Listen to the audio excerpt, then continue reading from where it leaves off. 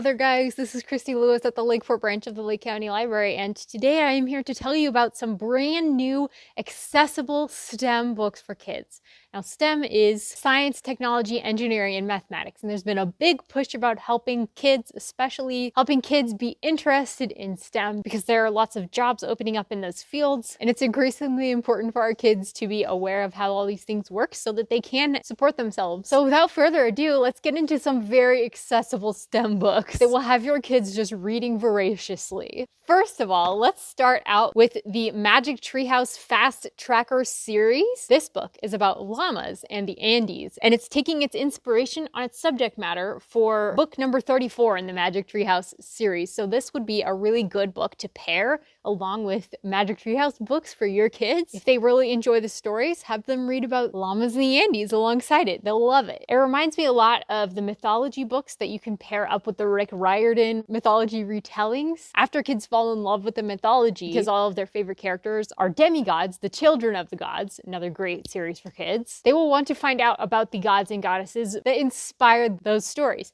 Same thing here. So I love that it pairs like a more traditional fictional reading novel fun experience along with some nonfiction. It's called a nonfiction companion. There are other books under this Fast Tracker series that you can find in the library catalog. So if you want to make this part of your homeschool lesson plan or whatever, that is an option for you. Just search Fast Tracker and the author name in the search catalog down below. Mary Pope Osborne and Natalie Pope Boyce. Those are the authors here. This is available as an ebook for free through the library catalog. Next, we have The Moon. I love so many of the things about this book. It has some really fun tables illustrating various aspects of the moon. It talks about mapping the moon. It shows an early map of the moon. It talks about how moons are born. And it has words that are highlighted in bold that you can find in a glossary in the back here, which is really cool. It's got like timelines and it's all in nice big text, so it won't be intimidating for your kids. Moons in our solar system, and it has pictures of all the moons and like what they look like close up. It's so cool, guys. There's just a lot of cool stuff in here. So if you're looking for something very accessible to teach about the moon, here you go. Oh, and it talks about like lunar seas without water. It just touches on that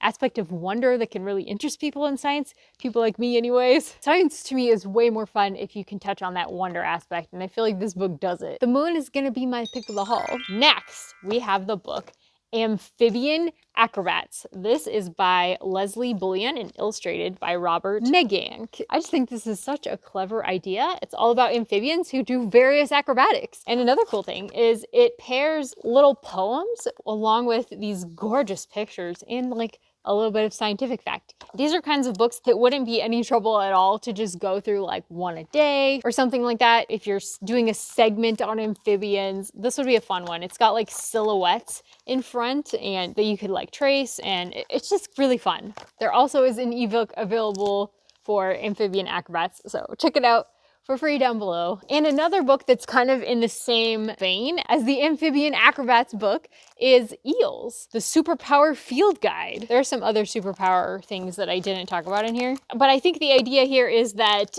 eels have the superpowers Slimetastic Safety Shield, Double Invincibility, Ocean Stealth Submarine Mode, and more. And what I really liked about it is that it follows one particular eel named Olenka. And she's a European eel, and she can just migrate extensively. And I love that we're following her. I love that the storyteller who's telling us the story of Olenka is actually telling the story using the first person voice, which means they're saying, I know what you're thinking. You're thinking eels are just long, slippery, fishy things that are boringly ordinary. She talks to you like that. She does direct addresses to the reader, and I just think it would be really engaging for a kid, and the illustrations are fun. The illustrator is actually an award-winning illustrator. So next, I'm just gonna go through a bunch of books rather quickly. These are more like hands-on books. So first we have Cardboard Box Engineering. There's a lot of ideas for projects in here. So if you have a hands-on kind of kid or you're a hands-on kind of person, you know, you can make a 3-wing boomerang out of some cardboard. I mean, there's some projects in here that would probably make Amy really happy. If you're looking for projects to do with your kids, ask Amy. She's the one to ask. But also come check out this book. And for another more hands-on one, we have Terrifyingly Awesome Technology by Sean Connolly. Sean Connolly? Oh no, it's Sean Connery I'm thinking of. I was like, isn't that like an actor?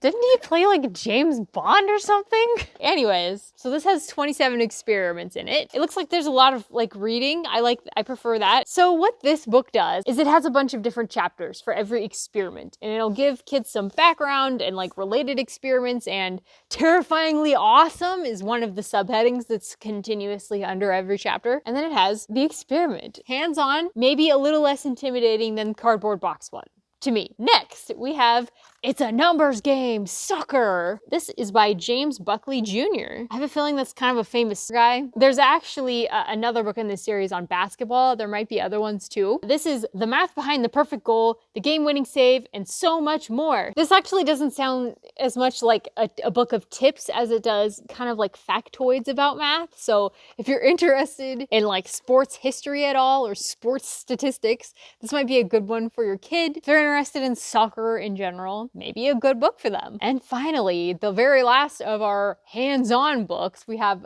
Get Coding 2. Build 5 computer games using HTML and JavaScript. Learn how to code interactive games.